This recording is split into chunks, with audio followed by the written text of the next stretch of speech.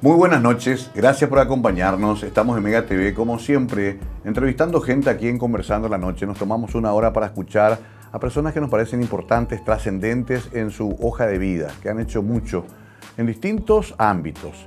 Este caso con una mujer que está en un ámbito habitualmente dominado por los hombres, como es el sindicalismo.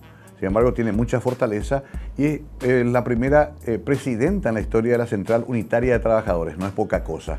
Una luchadora de toda la vida, con un testimonio muy interesante, pero también con una opinión muy importante en materia de los intentos de reforma laboral que se están pergeñando desde el gobierno hace algunas semanas. Ella se llama Mirta Arias. Esta es su semblanza, su hoja de vida, y luego conversamos la noche con nuestra invitada.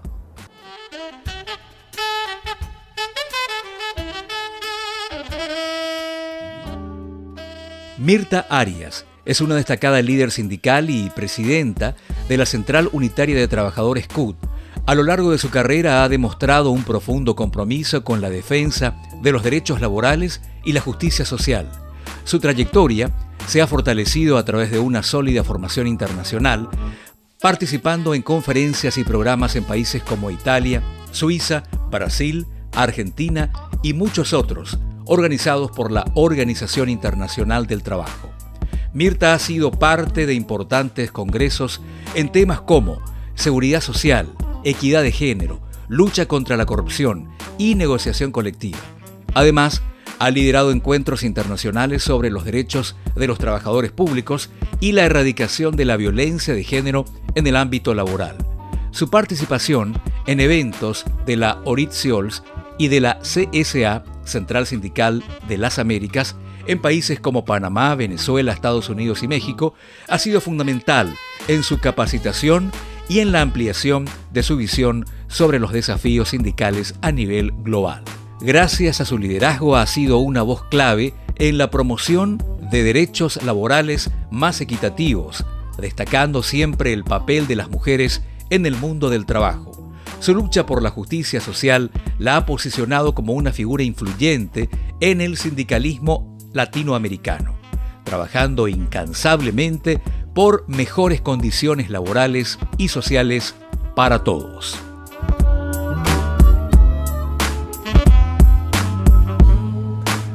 Muy buenas noches, decíamos recién, pero le decimos también a Mirta. ¿Qué tal, querida Mirta? ¿Cómo estás? Buenas noches, Mario, para vos, la audiencia. Yo siempre te digo jefe. Claro, porque con Mirta nos conocimos en el ámbito municipal y era una de las temibles sindicalistas que me dijeron, cuidado que te van a trozar los sindicalistas. Sin embargo, convivimos muy bien, claro que ellos reivindicando sus derechos y nosotros tratando también de administrar eso. Comencemos por ahí. Tu formación sindical y laboral viene de la Municipalidad de Asunción. Sí, mi formación sindical y laboral viene de ahí. Yo soy funcionaria municipal hace casi 40 años. 40 años. Sí. Empecé, por supuesto, muy joven. Sí.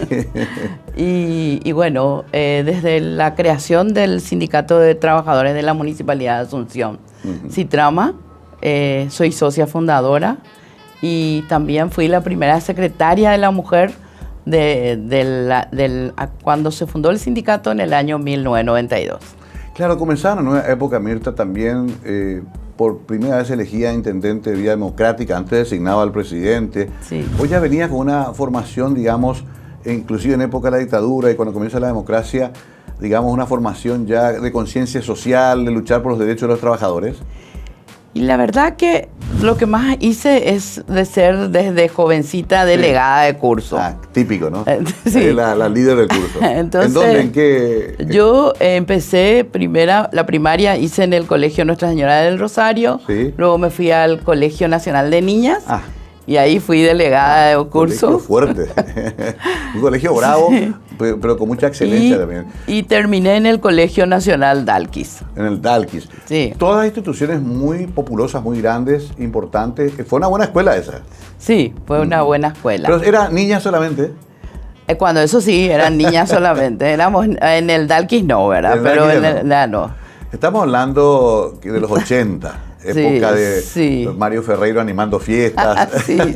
Bruno Masi, Rubén Rodríguez, una linda época, pero después llega la democracia. Increíblemente, Bueno, ¿no? yo estaba ya como funcionaria municipal. Sí. Y ahí se produce el golpe de Estado. Ajá. En el 89. Se inicia con un intendente que era entonces Adler. ¿Cierto? Y luego viene la democracia y aparece el doctor Carlos Filisola. Sí. El doctor Carlos Filisola fue el primer intendente de la era democrática que hizo políticas que nos dieron mejores condiciones a los trabajadores. Claro, el famoso contrato colectivo. El famoso contrato colectivo. Los sectores operativos no aportaban al Instituto de Previsión Social. Algunos, casi todos, eran contratados civiles, entonces no tenían ningún tipo de aporte. Ahí se estableció que el sector operativo va a ir al Instituto de Previsión Social y bueno, y se firma el primer contrato colectivo. Claro, hay que explicar esto. Es interesante que Mirta nos cuente esto porque como todo lo que funcionaba en el Estado, antes era vertical. Había un intendente nombrado por el presidente y se acataba lo que él decía, punto. Algunos fueron mejores, otros peores, pero no había mucho diálogo. ¿Ya existía, sin embargo, algún sindicato antes del golpe? Sí, eran los sindicatos que dieron origen a la CUT, que por ejemplo el sector bancario, Entiendo. el sector comercio. Cierto, los periodistas mismos. Los periodistas, el SPP, los gráficos, o sea... Bueno, clínicas varios. también, ¿no? Todos ellos que estaban dentro del movimiento independiente de trabajadores. El MIT, el famoso MIT. Sí. Y también estaba la Juventud Obrera Cristiana, que también están ya más cerca de la Central Nacional de Trabajadores. Correcto, sí. Justamente estoy leyendo el libro de Ignacio Borda y él cuenta que militó en la JOC, Juventud Obrera Cristiana. Todos eran movimientos muy importantes, pero con muchas restricciones, Mirta. Sí. Era muy controlado, no eran tan... Siempre hubo un prejuicio del sector patronal y del sector de poder con respecto a los sindicatos. Hasta ahora todavía te dicen, sí, me formaron un sindicato, como que me salió más o menos una especie de fantasma, ¿verdad? Bueno, y como el tema político, ¿verdad? Nuestras mamás siempre te decían, por favor, no te metas en política, sí. ¿Verdad? Yo siempre creo que salí un poco la oveja negra de la familia. Bueno, no tanto, ¿verdad? Porque sí, también mis orígenes tienen que ver con temas políticos de parte de mis abuelos, ¿verdad? Ya. Entonces, la era democrática se inicia así y vamos militando y con fuerza ingresa el sector público al movimiento sindical, entre ellos el sector municipal. Qué increíble, ¿no? Cómo fue esa evolución. Me acuerdo porque hasta para la prensa era una novedad que vayamos a entrevistar a los primeros líderes sindicales, inclusive las primeras huelgas, que era algo nunca permitido, ¿no? Sí. o los paros, o las movilizaciones. Eso fue todo un proceso de aprendizaje también, Mirta. Así mismo. Pero, y ahí hay que destacar algo muy importante. Si bien aparece un intendente electo democráticamente, se constituye también una alianza con el sector sindical en donde se presentan en el movimiento Constitución para Todos. Cierto. En la constituyente. En nuestra Constitución Nacional, mediante ese trabajo, tuvimos compañeros que fueron constituyentes y nos permitió garantizar los derechos establecidos en los convenios internacionales. Porque prácticamente todo viene, la OIT tiene 100 años y siempre es la que regula las relaciones, es el único organismo tripartito dependiente de Naciones Unidas que regula las relaciones entre el capital y el trabajo. Claro, eso está admitido en todo el mundo, civilizado. Hace 100 años. ¿verdad? Hace 100 años, por eso yo me río porque parece mentira que todavía se tengan que explicar la pertinencia de un sindicato, ¿no? Así mismo. Y bueno, la OIT, entonces los compañeros que estuvieron al frente dentro de la constituyente, por eso nuestra Constitución Nacional dice Paraguay es un Estado social de derecho. Claro. Sí. Por lo menos en su enunciado, ¿verdad? Sí. Ahí te quiero interrumpir porque estoy mirando tu foja de vida y es impresionante. La municipalidad recorriste todos los imágenes. Intendente lo único que no fuiste, el resto creo que ocupaste varios cargos. Eso te da también mucha riqueza. Pero gremialmente también veo una militancia y una conscripción de bien de abajo hasta arriba. No es que uno llega ya es el secretario general. No. Tenés que militar, ¿no? No, yo empecé siendo delegada de mi área. De tu área, claro. Sí, justamente cuando viene Filisola, yo estaba en el área estaba en tránsito y bueno, y empiezan los traslados masivos. Y bueno, me voy al área de cuando eso se llama Dirección de Organización y Sistema. Sí. Tengo que decir que un área que me dio mucho aprendizaje y creo que nos ayudó mucho al fortalecimiento institucional. Imagínate que prácticamente todos los sistemas informáticos y la gran mayoría de los procesos administrativos tenemos desde esa época, que fueron cambiando, ¿cierto? Implementando otras cosas, ¿verdad? Pero su origen de transformación real fueron en ese momento. Correcto, y fue una revolución porque se pasó prácticamente de hacer a mano todo a comenzar a sistematizar todo, ¿no? Y de la máquina de escribir a la computadora. ¿Verdad? Qué bárbaro, qué increíble. Además con el crecimiento de la capital también de una manera exponencial. Mismo. Ahora, evidentemente que siempre hay una visión sesgada de la sociedad que dice, ¿por qué hay tantos funcionarios? A todos los que llegan le dicen eso, tienen que sacar gente, hay que reducir. Se instaló como que ese es el gran problema de la municipalidad. Vos que decís que tenés tanta experiencia. Bueno, es uno de los problemas de la municipalidad, ¿verdad? Todas nuestras instituciones son débiles. Sí. La debilidad institucional se refleja, ¿verdad? Y yo tengo que decir que nosotros no tenemos prácticamente ningún área tercerizada, ni privatizada, como tienen las otras instituciones. Por ejemplo, el área de limpieza, el área de seguridad, toda el área de recolección, de limpieza, de vialidad. Entonces ahí lo que habría que tal vez hacer es un buen gerenciamiento y que vaya a los lugares que realmente se necesita. La distribución correcta. ¿Verdad? Bueno, tengo que hacer una pausita, Mirta, me encanta esto porque vamos a aprovechar esta noche la experiencia de Mirta Arias. Claro que vamos a hablar también más tarde de este intento de reforma laboral que se vende como una solución a supuestas injusticias que se cometen con los trabajadores. Pero hay una gran sospecha de que es exactamente lo contrario. Vamos a hablar con Mirta también de eso y de muchos temas más porque es además la primera presidenta de la CUT en la historia de este gremio tan valioso. Ya volvemos con nuestra invitada especial.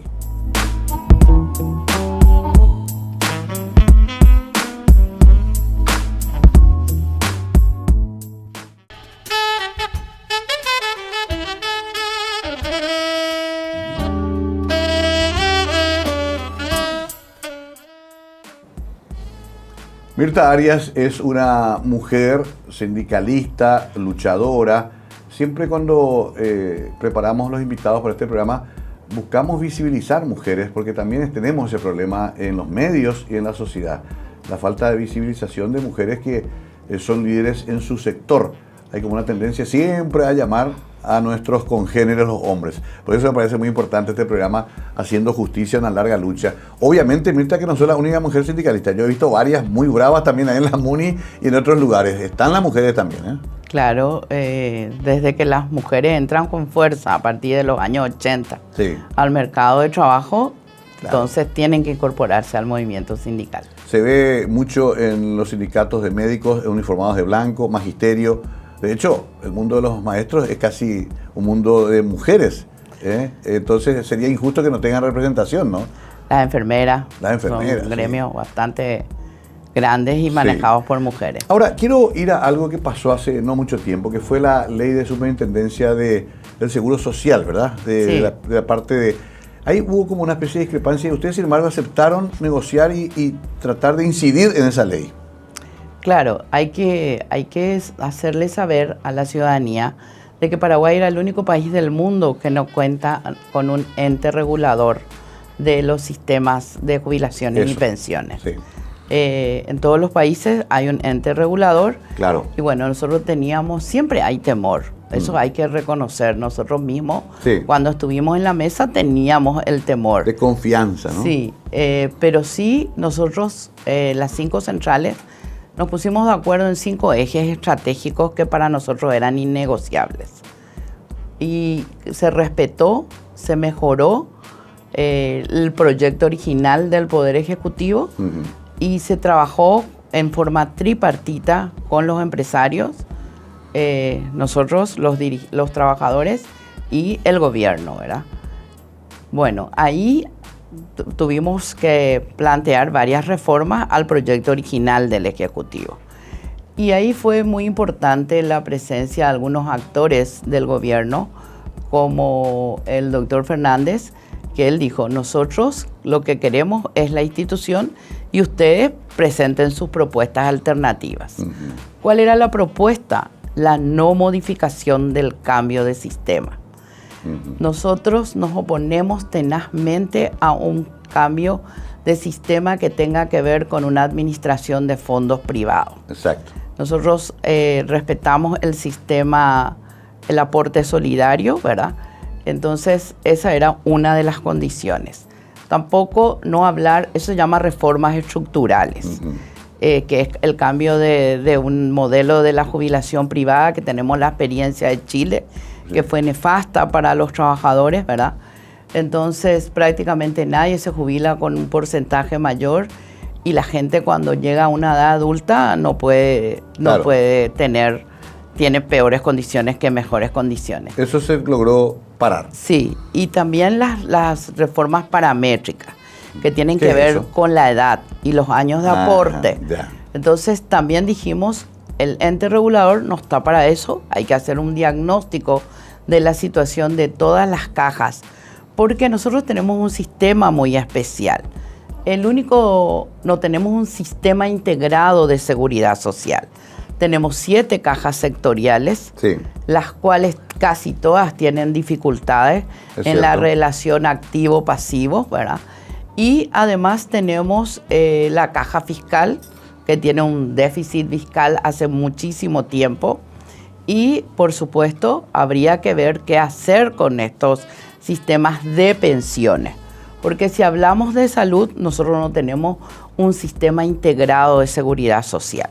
Claro. Salvo el Instituto de Previsión Social. Correcto. Que nosotros vamos a defender porque es la única seguridad que tiene el trabajador, sobre todo en su vejez, de obtener por lo menos condiciones de salud. Por eso es importante también lo que estás haciendo. Hay que marcar las diferencias. Están los fondos de pensiones, jubilaciones y está el servicio del seguro de salud. Así Son mismo. cosas que hay que manejar separadamente. Todo es importante, porque todo tiene que ver con el bienestar de la gente en el momento más difícil, que es en su momento de retiro, sobre todo, ¿no? Ahora, esto que se acordó y esta ley que salió, ¿todavía no se está aplicando? ¿Ya está vigente? ¿Se promulgó? Sí, ya se promulgó. Bueno, ¿sabes por qué te pregunto? Porque ahora hay rumores de que se van a aplicar los fondos de IPS de vuelta al sector privado. ¿Eso no estaba contemplado? No, lo que pasa es que en la ley está contemplado tener un consejo de seguridad social. Sí. Y ese consejo tiene que estar integrado por el representante de los jubilados, los trabajadores y el gobierno. Y ese consejo todavía no está integrado porque nosotros estamos discutiendo nuestra forma de representación. Estamos trabajando, estamos pidiendo opiniones. La gente del gobierno trabajó y concilió con los jubilados, creo, ¿verdad? Pero con nosotros no. Y aparte de eso, nosotros hicimos un acuerdo tripartito con el gobierno, en donde el gobierno tiene que honrar la deuda que tiene con el IPS, tiene que buscar un mecanismo, y también el tema del 2,5%, que es un aporte que el IPS destina un 1% al CENEPA y el 1,5% al SNPP.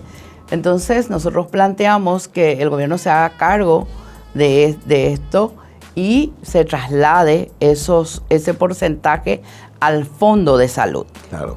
Para poder fortalecer, porque es un fondo que tiene una dinámica constante. Y encima aparece la pandemia. Exacto. Encima de todo, ¿verdad? Entonces eso hizo que se dispare aún más, ¿verdad? ¿Ustedes en la CUT tienen equipos que están trabajando sobre esto permanentemente? Sí, prácticamente tenemos también compañeros que conocen mucho más el tema. Claro. Nos hacemos asesorar, buscamos opiniones de gente que conoce mucho más.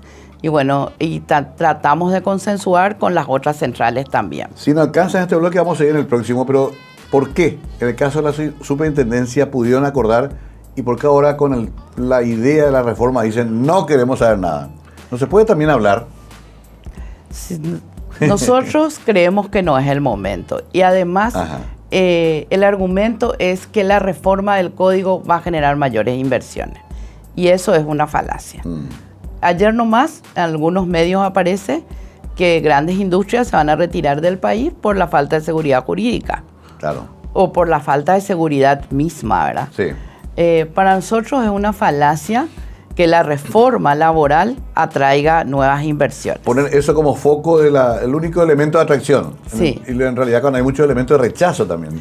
Y además eso va a generar un gran problema para los trabajadores del Paraguay. A ver, esto lanza el presidente Peña de repente en una reunión de empresarios o una especie de coloquio, dice, les promete a ellos, vamos a reformar. Y habla mucho sobre la famosa inamovilidad. ¿Qué pasó ahí? Bueno, eso tenemos que dejar bien claro. ¿Quiénes tienen la inmovilidad? Solamente las mujeres embarazadas. Okay. Lo establece la Constitución Nacional y los dirigentes sindicales. Sí. No es cierto que no se pueda despedir. Lo que pasa es que tienen que pagar una indemnización cuando llegan a los 10 años. ¿Cuál es el otro argumento? Vamos a evitar los juicios. Y tampoco no se cumple, porque a los 8 años las empresas le liquidan a sus trabajadores y bueno. Sí. Pero eso es un fraude laboral. O porque los motociclistas no usan casco. ¿Yo qué voy a hacer? ¿Voy a reformar la norma o voy a hacer que utilicen? Hay que cumplir la norma. Hay que hacer cumplir la norma. Ese es el tema. El Estado tiene que hacer cumplir la norma. Porque tenemos una deuda pendiente de hace muchísimos años durante la transición democrática en el tema de libertad sindical y en el tema de cumplimiento de derechos. Hasta hoy, uno en algunas empresas organiza un sindicato y al día siguiente los despide a todos. Sin embargo, también tenemos el otro modelo de empresas que son en su rubro sumamente exitosas, que cumplen con las normas laborales, que tienen convenios colectivos en el sector privado y son las mejores en su rubro. Y eso no le da el mismo indicador a otro tipo de empresas. Claro. O sea, es más que nada un temor cultural también a la organización que existe en la patronal. Ahora, evidentemente que en este caso particular hubo como una frenada al gobierno, pero sin embargo ya se les propuso hablar con abogados laboralistas. ¿Por qué no aceptaron esa invitación? Lo que pasa es que la opinión de los abogados laboralistas siempre va a ser sesgada. Porque hay abogados y abogados laboralistas, claro, ¿verdad? Claro, es cuestión de intereses, ¿verdad? Por eso nosotros no podemos estar sentados en eso. Y además el tripartismo habla de los que están dentro de la cadena de producción, ¿verdad?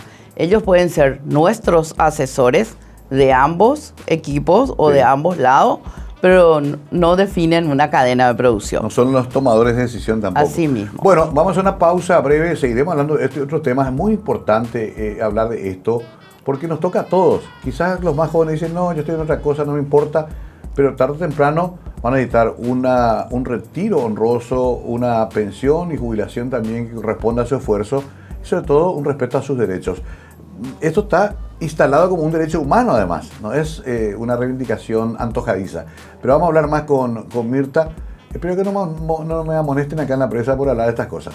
No, es una broma. Vamos a hacer una breve pausa y volvemos con Mirta Arias, una mujer brava, pero muy luchadora y valiente.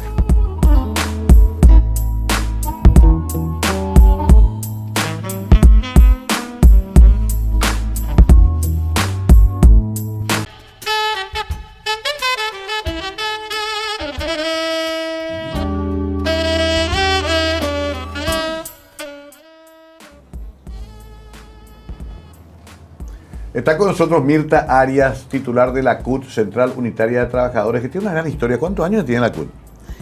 Y la CUT cumplió 35 años, 35 el 12 de agosto. Prácticamente los mismos años de la democracia. Sí, pero además ya tenía otros orígenes antes. Claro. Ya viene con la época del MIT, con Claro. compañeros que ya Exacto. militaban en la época de la dictadura. Sí, es muy meritorio y muchos de estos integrantes de la CUT son verdaderos héroes. Estuvieron presos, muchos de ellos fueron reprimidos. La clase trabajadora siempre es una de las más perseguidas cuando hay un avance autoritario. Sí, siempre, ¿verdad? Porque es la que se organiza. Claro. es la que se organiza, es la que tiene capacidad de movilización, ¿verdad? Y bueno, también el mundo evoluciona y el movimiento sindical también. No solamente puede movilizarse, sino también presentar propuestas. Nosotros hemos elaborado un documento muy interesante como una plataforma gremial y social, y tenemos, por ejemplo, propuestas en relación al empleo decente.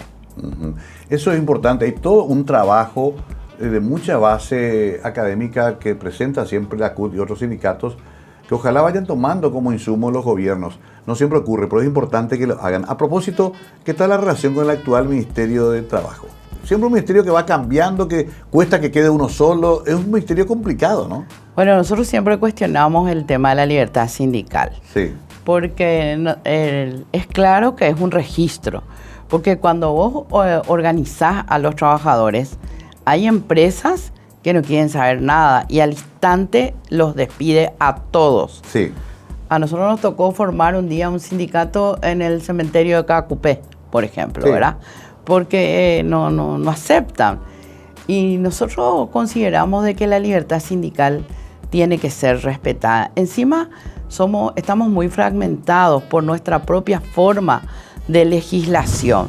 Vos hacés un comparativo con los países al lado, como Uruguay. Uruguay prácticamente el 80% está sindicalizado, ¿verdad? Sí, y unos países que ejemplo de la región en cuanto a calidad de sistema económico, no se puede decir que sea un sistema prebendario ni nada, es un sistema que es muy admirado, sea de izquierda o de derecha, no importa quién mande. Bueno, y acá también te quieren poner de ejemplo en el tema de la estabilidad, que Uruguay o que Argentina no tiene expresamente la estabilidad, pero ellos negocian por ramas de actividad. Ajá. Y ellos en sus convenios colectivos tienen garantizados los derechos y se cumplen. Claro. Vos sabés, Mirta, que te escucho y me acuerdo que, por ejemplo, la Ford Motor Company, símbolo del capitalismo, reparte utilidades a sus trabajadores. Así mismo. Acá se van a suicidar si le decimos a los empresarios que tienen repartirse. Dan un porcentaje, no será el gran porcentaje, pero como un premio porque produjeron más. O sea, esas figuras existen en el mundo. Acá no me asustan mucho. Y lo mismo, claro, acá asustan, sí, porque en todos los países con mayor desarrollo tienen organizaciones gremiales fuertes. Sí, en Alemania, por ejemplo. En Alemania, en Ginebra, en España, en Italia, acá en la región, Argentina. Sus organizaciones gremiales son muy fuertes, ¿verdad? Se instaló esa historia de que el sindicalista no trabaja, por lo tanto es para ser un parásito del sistema. Se instaló que hay como una especie de claque paralela de poder del sindicalismo. Eso también hay que desmontar, Mirta. Bueno, sí, habemos de todo, ¿verdad? Claro. Lo que pasa es que en la época de Stroessner también había los sindicalistas que cantaban loas al dictador, ¿verdad? Claro, habemos de todo, pero eso de que el sindicalista no trabaja, si bien algunos tenemos licencia, ¿verdad? Nosotros si estamos en el trabajo tenemos un horario que cumplir. El dirigente sindical nunca tiene un horario que cumplir. Claro. Hay veces domingo. Puede estar desde las 6 de la mañana hasta las 8 de la noche y viceversa, ¿verdad? Y también tiene que leer, tiene que tratar de conciliar intereses, porque siempre también hay intereses personales, ¿verdad? Y uno tiene que tratar de que esos intereses se concilien y de fortalecer la organización gremial. Nosotros, por ejemplo, en los otros países, cuando se da la oportunidad, el gobierno le da cierto sostenimiento al movimiento sindical. Claro. Eso con Paraguay nunca se dio, ¿verdad? En el Brasil se da un día de aporte del salario. Sí. En Argentina tienen la posibilidad de manejar las obras sociales. Y bueno, hay un fortalecimiento, porque siempre se van a tener que regular. Por eso se inventó la OIT hace más de 100 años. Claro. Sin embargo, yo creo que le va a permitir regular y equilibrar las relaciones entre el capital y el trabajo. Importante esto que estás diciendo. A propósito, la CUT se está vinculando mucho a nivel internacional también. Tiene mucha presencia, están haciendo actividades, eventos. ¿Cómo va eso? Sí, nosotros tenemos mucha presencia porque estamos afiliados a una central sindical, la Central Sindical de las Américas, que es la que nuclea a todas las centrales sindicales de la región y a su vez a la mundial, que es la central sindical internacional que se vincula con el mundo. Claro, eso hay que sostener porque Paraguay mucho tiempo estuvo aislado. Quiero volver a un aspecto que me olvidé. El sector público, le hace sindicatos de trabajadores del Estado, pareciera que cuando vino la idea de la reforma laboral no se sintió afectado. O sea, como que esta nueva normativa, si es que la llegan a imponer, no les va a afectar. No es tan así, ¿verdad? No, el primer afectado es el sector público. ¿Sí? La primera reforma, nosotros estuvimos sentados en la mesa de la reforma de la ley de la función pública. Ajá. Porque teníamos una ley, la ley 1626, la mayoría casi no se aplicó porque la gente hizo acciones de inconstitucionalidad. Y bueno, ahora se plantea con otro nombre, que es la ley de la carrera de servicio civil. Sí. Si bien es cierto, hemos presentado una propuesta alternativa y se introdujo varios de nuestros pedidos dentro de esa propuesta alternativa, hay en algunos aspectos que no coincidimos. Por ejemplo, si bien se garantiza el derecho a la huelga, en esa misma ley se declara servicios indispensables o imprescindibles a todos. La limpieza de las calles, claro, el agua, la energía. Sí. Entonces, la empresa tiene que establecer su servicio imprescindible. Entonces nadie va a poder tener derecho real a la huelga, ¿verdad? Son pequeños trucos que se hacen. Y el otro gran tema que nosotros reivindicamos y que lo reivindica la propia OIT es la negociación colectiva. Entonces ahí nos ponen algunas trampas con el tema de la negociación colectiva, ¿verdad? Que tiene que pasar todo por un equipo nacional. Y la negociación colectiva tenemos que entender que es un acuerdo de partes. Si bien que dirige una ley, que esté homologado por las áreas que correspondan, la negociación colectiva es la única herramienta que tenemos los trabajadores para mejorar nuestras condiciones de vida. Por ejemplo, y voy a dar un ejemplo. Sí. La ley establece un porcentaje por bonificación familiar. Ponerle que 5%. Sí. Bueno, entonces, en una negociación colectiva, de acuerdo a su presupuesto y a sus condiciones, vos podés mejorar un poco eso. Podés llegar, planteás un 8%. Entonces ya mejora. Y así como, por ejemplo, en el título, entonces título universitario, se le da un incentivo a la gente. Claro. Y la gente son conquistas. Son conquistas. Y la gente cuestiona y dice, nosotros, ¿por qué quieren confundir, hablar de sector público y privado? Nosotros queremos mejorar para arriba y tener mejores condiciones. Y que nuestros compañeros del sector privado tengan a las mismas condiciones del sector público. Que no ellos sean siempre la gente que está mendigo, sí, que se les comete abusos y que no pueden tener ni siquiera derecho a defenderse porque en algunas empresas ni siquiera existe organización. Está pasando con la fusión de bancos, ¿eh? Bueno, el sector más golpeado ahora, y nosotros creemos que ahí está la otra gran trampa. Como se hicieron muchas fusiones, hay muchos compañeros bancarios antiguos, sí, que pasaron a los nuevos bancos, ¿verdad? Y tienen mucha antigüedad. Sí. Y nadie dice que al trabajador no se le puede despedir. Lo que pasa es que hay que pagar e indemnizar. Claro, pero ahí es lo que se negocia, pues un dinero para comenzar de cero en el nuevo, claro, en la nueva figura. Pero imagínense, o yo les pregunto a la gente, ¿ustedes creen que si realmente hoy con la estabilidad de 10 años, si eso se deja al libre arbitrio, ¿se le va a pagar algo a algún trabajador? Estoy segura que no. Fuerte, ¿eh? Muy concreto y duro, pero certero el mensaje de Mirta, que tiene mucha experiencia. Vamos a entrar a la última parte de la conversación, va pasando rápido, eso sí tengo muchas preguntas todavía, porque además Mirta tiene un gran testimonio de vida también, y vamos a hacer las preguntas finales a la vuelta de estos mensajes.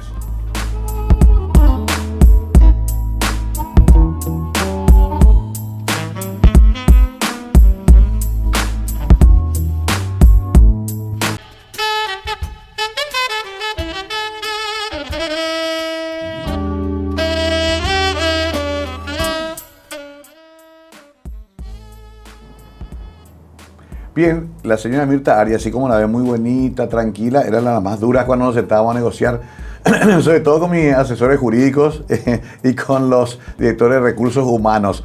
Pero esa es la función, de eso se trata el ejercicio de la democracia también, de poder sentarse y discutir abiertamente con legislación, evidentemente puesta ahí a la vista.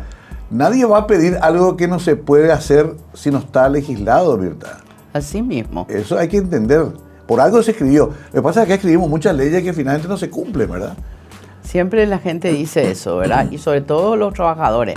Tenemos bonitas leyes, pero la mayoría no se cumple. Sí. Y si nosotros flexibilizamos lo que está más flexibilizado, nos quedamos sin nada. Por eso nosotros nos oponemos a este diálogo y a este tema de pensar siquiera en flexibilizar la reforma laboral. Eso no van a transigir con eso. No, no. Y si es que es igual, porque mira que ahora tienen la aplanadora para votar. Nosotros confiamos en la capacidad de la dirigencia sindical y también de algunos compañeros que están en la clase política que pueden servir de formadores de opinión, porque nosotros creemos que la estabilidad está garantizada en la Constitución Nacional y no sabría decir que en este momento habría condiciones para una reforma constitucional. Entiendo. Quiero ir un poco a las preguntas finales porque vamos a entrar en la última parte del programa y no me olvidé de preguntarte un poco tu vida particular. ¿Estudiaste, sos mamá? ¿Quién es Mirta Arias? Bueno, sí, no soy mamá. Realmente tuve una larga trayectoria, primeramente estudié economía, estuve metida en el centro estudiante con la Facultad de Economía. Dejé la Facultad de Economía, después ingresé a Derecho, dejé también Derecho y finalmente terminé la carrera de Relaciones Públicas, ¿verdad? Ajá, que también forma parte de tu formación completa, ¿no? Sí, y mi otro tema que he hecho todos los cursos que podía a nivel gremial y también como una hoja de vida de apoyar a las mujeres en su crecimiento, ¿verdad? Me inicié acompañando las reivindicaciones, trabajando en el tema de violencia, en el tema de liderazgo hacia las mujeres. Entonces, bueno, esa soy yo. Todo un mundo ahí también, el acoso a las mujeres es muy fuerte todavía, tanto en lo privado como en lo público, ¿no? Sigue siendo una lucha también, ¿no? Sigue siendo.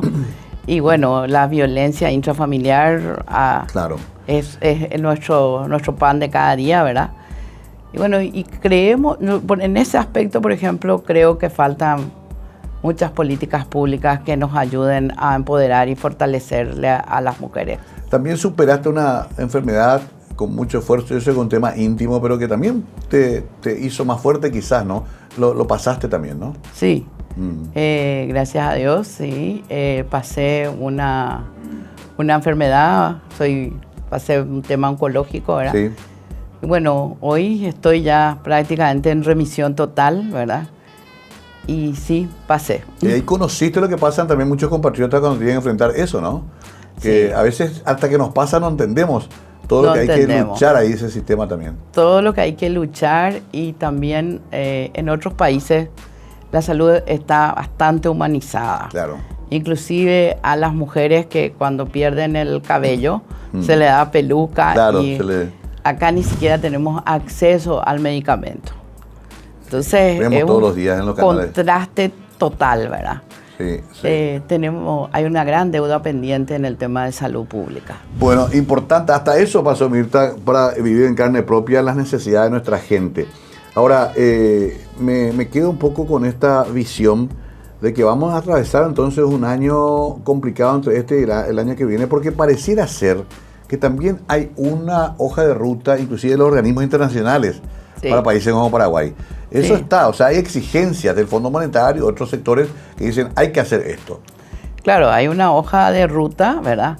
Pero nosotros consideramos que hay que seguir peleando por los derechos que tenemos.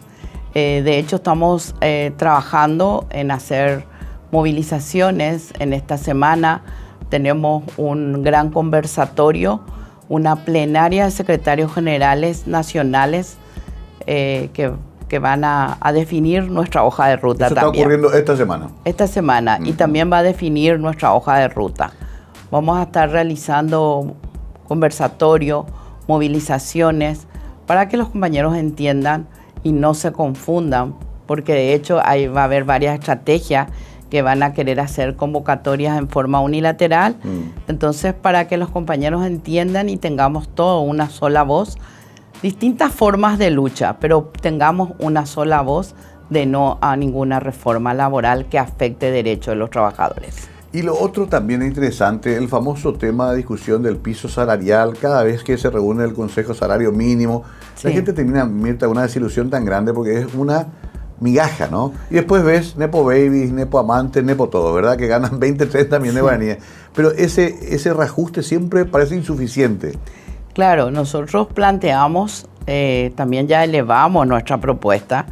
Ahí trabajó con nosotros economistas como el doctor Monteomec, ¿verdad? En el tema de hablar del sinceramiento del costo de vida. Claro. Porque nosotros de hecho ya venimos perdiendo con relación al año anterior. Sí. Ya no se recupera. Entonces nosotros también queremos hablar de una política salarial. Porque ¿qué pasa? Acá están los compañeros que trabajan y que ganan un salario mínimo. Pero en otros países el mínimo realmente es el piso. Acá es el techo. Claro. Y está el otro gran tema. Aquellos compañeros que ganan un poco más del mínimo y ellos no tienen ningún tipo de reajuste salarial. Sin embargo, el costo de vida le golpeó tanto o más que al otro compañero. Ahora estamos reasustados porque en un momento dado tuvimos un aumento grande de los productos de primera necesidad. Tremendo, una inflación de alimentos y cosas así. Se vuelve a anunciar un reajuste del precio de la carne, por ejemplo, ¿verdad? Entonces, nosotros consideramos de que el Banco Central, que es el que realiza el costo de vida, que es juez y parte, porque también ellos tienen que controlar la inflación. Entonces, nosotros siempre hemos planteado que tengamos un organismo independiente que pueda medir realmente el costo de vida. Vos sabés que cuando presentamos eso en los canales, se nos ríe la gente, nos manda mensajes. ¿Dónde ustedes se van a averiguar? ¿Por qué dicen que está inflación cero, eso sale, ¿verdad? Deflación, eso sale. Y la gente se va al mercado y ve que le cuesta esta semana más caro el lomo, cualquier producto básico, y sostenidamente hay una inflación en los precios de alimentos. Así mismo. Nosotros por eso también planteamos una agenda prioritaria para el movimiento sindical, porque con varias autoridades del gobierno le hemos dicho, representamos sectores vulnerables que necesitan respuestas inmediatas. Entonces, nuestra agenda sería el tema de política salarial, del tema de libertad sindical y de seguridad social. Esos son los temas prioritarios. Los ejes, digamos, del trabajo. Los ejes del trabajo nuestro. Sí. Importante esto que decís, porque o si no me parece que el sindicalista está protestando nomás por protestar. En realidad ustedes tienen bien clara la película. Sí. El tema es ver cómo negociar con los sectores tanto del gobierno como del sector privado, que a veces hasta es más duro también. Así mismo. Sin embargo, pudimos intercambiar pareceres y opiniones y establecer un trabajo conjunto con el tema de la seguridad social. Sí. Y creemos que esa es la prioridad hoy. Ya para ir entrando a la parte final, más de 1 millón de paraguayos siempre en Argentina procurando trabajar, en España siguen las remesas, o sea, hay escasez de trabajo siempre, Mirta. ¿Qué es lo que nos pasa que no podemos generar las fuentes dignas de trabajo? Yo creo que hay que trabajar en una política pública real de tener empleos decentes, de incentivar al sector privado. 500.000 puestos de trabajo nos prometieron. Sí, de incentivar al sector privado, de combatir la informalidad y con eso creemos que van a ir avanzando y realmente darse los puestos de trabajo que tanto necesitamos. Claro, pero se nos dice que para que ello ocurra tiene que flexibilizarse también la legislación laboral. No, eso es una falacia total. Ustedes refutan eso. Nosotros refutamos, así como ellos tienen datos, nosotros consideramos que eso va a generar mayor desempleo. Se va a aprovechar para liquidar más gente. Sí, y gente que con mayor año, que ya no va a poder tener acceso al mercado y va a tener muchos años de aporte en la seguridad social, pero no va a poder jubilarse. Y también va a perjudicar otra vez nuestro sistema de seguridad social. Bueno, es grande la lucha que tiene Mirta. Yo no sé cómo esta mujer sigue todavía, podría estar ya descansando un poco, trabajó mucho, pasó por muchas cosas en la vida, pero está al frente de uno de los sindicatos más importantes del Paraguay. Entramos en los minutos finales. ¿Cuál es tu deseo en este cargo tan importante que tenés y sobre todo, qué mensaje vos le das tanto al trabajador como al patrón que está viendo el programa? Nosotros consideramos que los derechos deben ser respetados. Deben ser respetados. También vamos a estar siempre en un diálogo social, pero llevando una posición clara y firme en defensa de los trabajadores. Y además, que es mi sueño, ¿verdad? Seguir apostando a que los jóvenes tengan una conciencia social, que militen más mujeres y más jóvenes en el movimiento sindical y que en nuestro país realmente, nosotros vivimos en el país más desigual del continente, que logremos por lo menos tener mayor justicia social. Bueno, me olvidé de ese último detalle que Mirta tiró así como de despedida, que es tremendo, es triste, teniendo tanta riqueza, ¿no? Tanto territorio, teniendo tantos recursos, seguimos siendo, después de Haití, el país más desigual de todo el continente. Eso sí es vergonzoso. Bueno, Mirta, un gusto hablar contigo. Hoy ojalá que se pueda lograr dentro del diálogo y la discusión una mejoría de nuestra clase trabajadora. Ojalá sea así. Vamos a trabajar comprometidamente para ello y consideramos que vamos a lograr algunos objetivos. Mirta Gracias Arias. a vos por invitarme a este programa y que la gente nos conozca un poco más y se pueda entender de que el dirigente sindical es uno más y que está al frente para tratar de reivindicar derechos. Y otra cosa, pueden acercarse a la CUT. Está abierta las puertas, se pueden ir organizando dentro de la CUT también, ¿no? Sí, estamos en ese proceso de organizar y de fortalecimiento institucional. Nadie se escapa de la debilidad de las instituciones, nosotros tampoco, pero también estamos en un proceso de unidad de acción con las centrales sindicales. Yo estoy coordinando una mesa con la CNT, la CUT-A, la CPT, la CGT, y en este año vamos a dar una sorpresa. Vamos a fusionar dos centrales históricas, que nos va a volver más fuertes. ¡Qué maravilla! La unidad es parte también de la capacidad que pueda tener o no de influir sobre las políticas públicas un sindicato, ¿no? Con unidad se puede, sin unidad es muy difícil. Gracias, Mirta, se nos acabó el tiempo, pero disfruté mucho esta charla, aprendí mucho y espero que ustedes también. Estos son los temas que tienen que ocuparnos en nuestro debate social diario. Mirta Arias estuvo con nosotros. Gracias por estar aquí en Mega TV. Como siempre, te esperamos en Conversando en la Noche siempre a partir de las 22. Chao. Gracias.